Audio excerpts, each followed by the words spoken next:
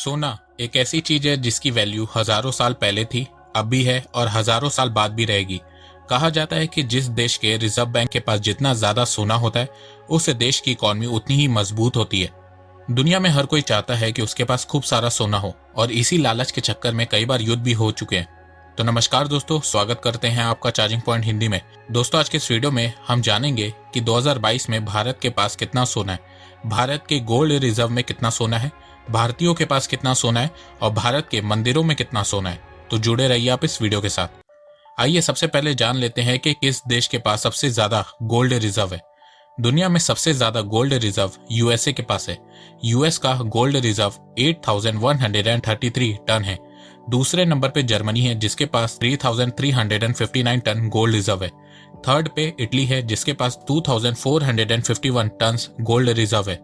चौथे पे फ्रांस है जिसके पास 2436 टन गोल्ड रिजर्व है।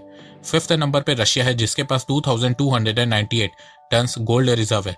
सिक्स प्लेस पे चाइना है जिसके पास 1948 टन गोल्ड रिजर्व है। सेवेंथ नंबर पे स्विट्जरलैंड है जिसके पास 1040 टन गोल्ड रिजर्व है। एट नंबर पे जापान है जिसके पास 846 टन गोल्ड रिजर्व है। और नाइन्थ पोजीशन पे भारत है जिसके पास 744 टन गोल्ड रिजर्व है। और 10th पोजीशन पे नीदरलैंड है जिसके पास 612 टन गोल्ड रिजर्व है। भारत बहुत तेजी से अपने गोल्ड रिजर्व बढ़ा रहा है। 2018 में भारत का गोल्ड रिजर्व 558 टन था। 2020 में यह बढ़ के 704 टन हो गया था। वहीं अब ये 744 टन हो गया है। पेंडेमिक के बावजूद भारत का गोल्ड रिजर्व बढ़ा है। वहीं पेंडेमिक के समय बाकी के किसी भी देश का गोल्ड रिजर्व नहीं बढ़ा है। जिस स्पीड से भारत अपना गोल्ड रिजर्व बढ़ा रहा है, आने वाले कुछ सालों में भारत गोल्ड रिजर्व के मामले में डेफिनेटली टॉप 5 कंट्रीज में से एक होगा।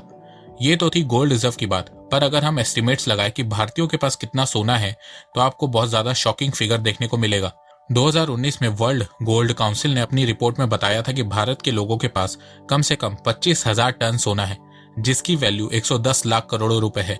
यूएस डॉलर टर्म में 1.2 ट्रिलियन डॉलर्स है। कितने देशों की तो जीडीपी इतनी नहीं है जितना भारत के लोगों के पास सोना है। भारत के रिजर्व बैंक से ज्यादा गोल्ड भारत की जनता के पास है। यूएस के गोल्ड रिजर्व से 3 गुना ज्यादा गोल्ड इंडियन पब्लिक होल्ड करती है। और ये एक रफली अनुमान लगाया गया है, एक्चुअल फिगर इससे कहीं ज्यादा है। और हाँ, मैं यहाँ उस सोने की बात नहीं कर रहा हूँ जो मंदिरों में है, यहाँ उस गोल्ड की बात हो रही है जो लोगों के पास है। इसके अलावा एक स्टडी में यह भी बताया गया है कि वर्ल्ड का 11% गोल्ड इंडियन वुमेन्स होल्ड करती हैं। स्टडी की माने तो इंडियन वुमेन्स के पास कम से कम 21,000 टन सोना है। और देखा जा रहा है कि साल दर साल भारतीयों की सोने की भूख बढ़ती जा रही है। भारत में सोने का महत्व सबसे ज्यादा है। हर 30 त्योहार पर इसका उपयोग किया जाता है। यहाँ तक कि सोने की पूजा भी की जाती है। गोल्ड को फ्यूचर की सेफ्टी के लिए भी रखा जाता है। आजकल गोल्ड को इंश्योरेंस के तौर पे भी इस्तेमाल किया जाता है। और गोल्ड एक ऐसी चीज है जिसकी कीमत साल दर साल बढ़ती जा रही है। भारतीयों में सोने का महत्व बहुत है और ये आप इस बात से अनुमान लगा सकते हैं कि भारत ने 2021 में 1050 टन सोने को इंपोर्ट किया था और पिछले 10 सालों का रिकॉर्ड टूट गया था। भारत ने 2011 में 53.9 बिलियन डॉलर्स का गोल्ड इंपोर्ट किया था। वहीं 2021 में 55.7 बिलियन डॉलर्स का गोल्ड इंपोर्ट किया था। 2020 में पेंडेमिक होने के बावजूद भारत ने 22 बिलियन डॉलर्स का गोल्ड इंपोर्ट किया था। दुनिया में सबसे ज्यादा सोना खरीदने में भारतीय सबसे आगे हैं। इसके अलावा भारत में लोग अब गोल्ड को लेकर अपनी सोच भी बदल रहे हैं। पहले हमारे देश में लोग हर चीज पे लोन ले लेते थे, पर गोल्ड पे लोन नहीं लेते थे। पर कोविड के बाद ये देखने को मिल रहा है कि लोग गोल्ड को भी एक एसेट की तरह यूज कर रहे हैं और बुरे वक्त में लोन के लिए यूज कर रहे हैं। कोविड के दौरान भारत के गोल्ड लोन में बहुत बड़ी जंप देखने को मिली है। 2020 में भारतीयों ने 47 बिलियन डॉलर्स का गोल्ड लोन लिया था। वहीं 2021 में यह बढ़ के 55 बिलियन डॉलर्स हो गया। गोल्ड लोन ने भारतीयों को कोविड के दौरान आए बुरे समय में बहुत मदद की है।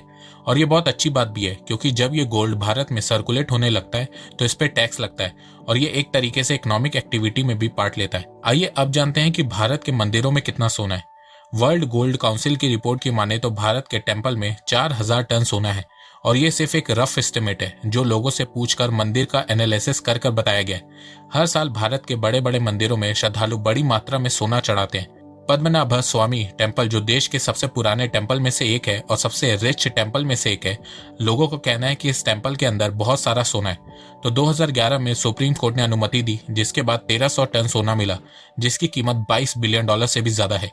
एक रफली फिगर के अनुसार तिरुपति मंदिर में हर महीने 100 किलो का सोना चढ़ाया जाता है, जो साल भर में 1.2 टन हो जाता है। इसीलिए तिरुपति मंदिर भी वर्ल्ड रिचेस्ट टेम्पल में से एक है।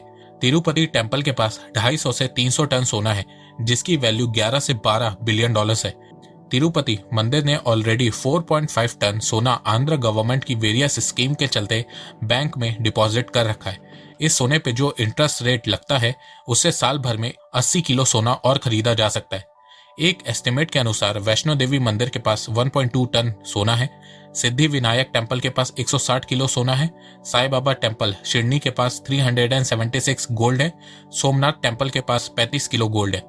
और ये तो सिर्फ कुछ बड़े बड़े मंदिरों का एस्टिमेशन है। अगर भारत के सभी मंदिरों का एस्टिमेट निकाला जाए तो ये फिगर कहाँ जाएगा कोई नहीं जानता। भारत को ऐसे ही सोने की चिड़िया नहीं बोला जाता था। भारत के टेम्पल को लूट लूट के मुगल्स और अंग्रेज रईस हो गए थे। फिर भी भारत में आज इतना सोना है जितना किसी भी देश के पास नहीं है। भारत में आपको नॉर्थ इंडिया के मुकाबले साउथ इंडिया के टेम्पल में ज्यादा सोना देखने को मिलेगा। वो इसलिए क्योंकि मुगलों ने नॉर्थ इंडिया के ज्यादातर मंदिरों के सोने को कई बार लूटा है। जैसे कि सोमनाथ मंदिर को 17 बार लूटा था, काशी विश्वनाथ मंदिर को 3 बार, और ऐसे ही ना जाने कितने हजारों मंदिरों को मुगलों ने लूटा। साउथ इंडिया के मंदिर इसलिए बच गए क्योंकि वहां मुगल जीत नहीं पाए। कुछ लोग बोलते हैं कि मुगल्स ने भारत का सोना लूट के बाहर नहीं भेजा था, जबकि ये बात पूरी तरह से गलत है। मुगलों ने नॉर्थ इंडिया के मंदिरों के सोने को लूट के सेंट्रल एशिया के देशों में बड़े बड़े मस्जिद बनाए हैं। मुगल भारत में इसलिए थे क्योंकि भारत एक सोने की चिड़िया थी और मुगल बार बार हमला करके भारत को लूटने का खतरा नहीं उठाना चाहते थे। इसीलिए वो भारत में रह के उसे दीमक की तरह खा रहे थे।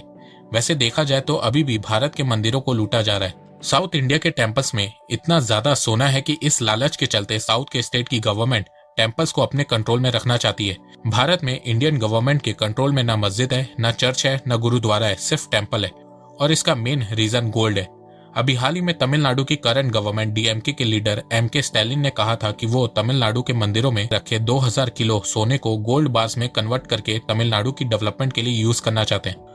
तमिलनाडु की स्टेट गवर्नमेंट की नजर वहां के मंदिरों में रखे सोने पे है।